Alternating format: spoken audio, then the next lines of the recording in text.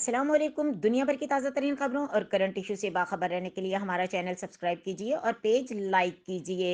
रुक करेंगे लाहौर का, जहां से रिपोर्ट कर रहे हैं हमारे नुमाइंदे इरफान खान। मुल्क में कोरोना के बाद एक नई वबा फैल गई। पंजाब में कोरोना वायरस की नई किस्म ओमिक्रॉन खवातीन की ज्यादा तादाद मुतासिर हो रही है। तफसीलात के मुताबिक ओमिक्रॉन वायरस ने पंजाब खुसूसन लाहौर में लोगों को ज्यादा मुतासिर किया।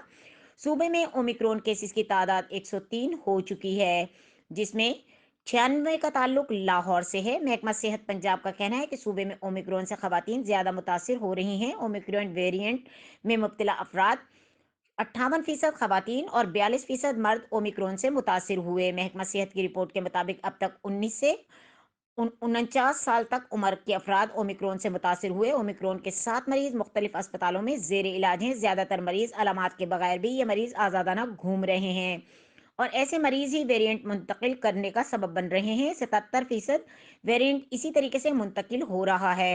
महकमा सेहत पंजाब ने लोगों को हिदायत की है कि मास्क पहने बगैर घर से बाहर ना निकलें। मजीद खबरों और अपडेट के लिए देखते रहें के न्यूज़ चैनल इंटरनेशनल।